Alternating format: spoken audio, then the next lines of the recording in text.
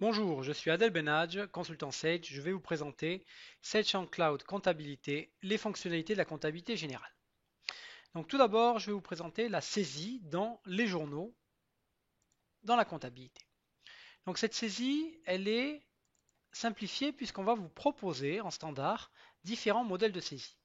Donc vous allez pouvoir créer vos propres modèles de saisie pour pouvoir saisir plus rapidement sans éviter de se tromper sur les comptes, sur les calculs de la TVA. Vous allez pouvoir mettre des automatismes. Voilà, on va pouvoir saisir en rafale plusieurs lignes en même temps. Saisir des références en rafale également. Saisir un montant avec le calcul de la TVA. Et impacter, vous voyez, très rapidement un bloc d'écriture.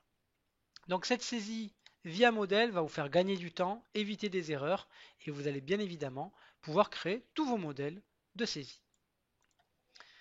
Dans ce bloc d'écriture, je vais vous montrer quelques fonctionnalités qui vont vous faire également gagner du temps sur les travaux d'inventaire. Première fonctionnalité, les documents rattachés.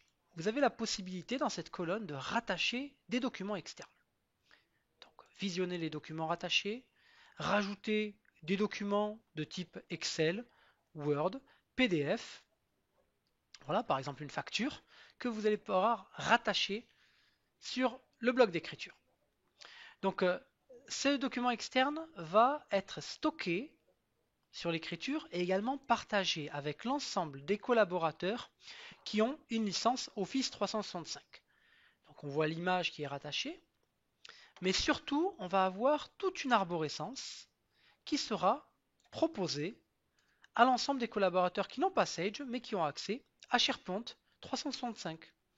Donc automatiquement il m'a ici créé une arborescence Sage avec toutes les écritures comptables et on voit ici 2020, le journal d'achat et les documents qui ont été rattachés.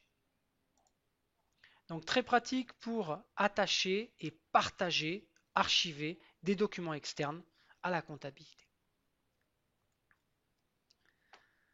Autre fonctionnalité qui va vous faire gagner du temps, c'est les produits constatés d'avance et les charges constatées d'avance. Sur cette charge, j'ai la possibilité d'affecter une période pour la régularisation.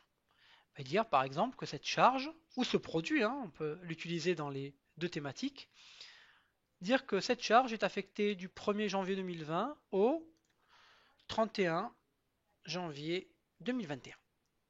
Donc 1er février 2020 au 31 janvier 2021. Donc pour éclater cette charge sur deux exercices, parce que c'est un contrat de maintenance par exemple, et bien évidemment recalculer des écritures, reventiler à prorata temporis les écritures sur 2020 et les écritures sur 2021. Donc on aura un petit icône sur l'écriture, vous voyez ici un petit calendrier qui va expliquer que cette écriture est flaguée et qu'elle sera ventilée sur les deux exercices ou sur les deux périodes si vous travaillez sur des situations trimestrielles, semestrielles. Saisie avec des modèles, répercussion des écritures sur plusieurs périodes, documents attachés. On a également des fonctionnalités de duplication. Vous pouvez simplement réduire votre journal, ouvrir un deuxième journal, par exemple mars, et déplacer ou copier des écritures. Vous voyez, tout le bloc d'écriture ici, je le sélectionne. Et avec un simple glisser-déposer, drag and drop pour les anglophiles, ici, copier un bloc d'écriture d'un mois sur l'autre. Du journal de février vers le journal de mars. Donc vous voyez, on peut simplement déplacer des blocs ou copier des blocs d'écriture pour gagner en productivité pour des écritures qui se répètent ou des erreurs qu'on peut constater. Donc je vous ai montré de la saisie. On va également avoir des outils pour planifier avec des modèles d'abonnement.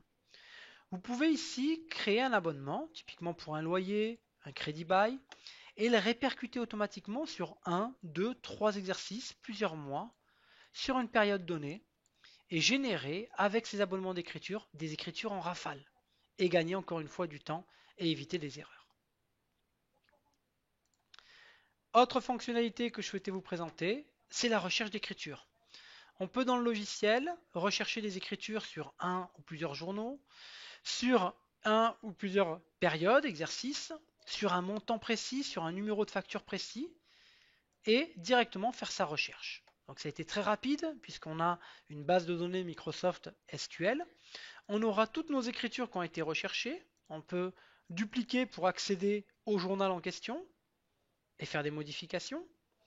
Et on peut également simplement tout sélectionner, tout copier, aller dans un logiciel Excel, Word, Outlook et tout exporter avec un simple copier-coller. Donc vous avez vu qu'en quelques clics, je peux exporter simplement toute une année d'écriture pour un expert comptable, pour ma holding, pour des contrôles, pour de la consolidation. Donc on aura un export simplifié avec Sage sans comptabilité. Donc je vous ai présenté de la saisie d'écriture avec des modèles de saisie, des documents qu'on peut rattacher et partager avec SharePoint, de la saisie d'écriture de charges et produits constatés d'avance, de la recherche dynamique et des abonnements pour gagner du temps sur les écritures générales. Merci.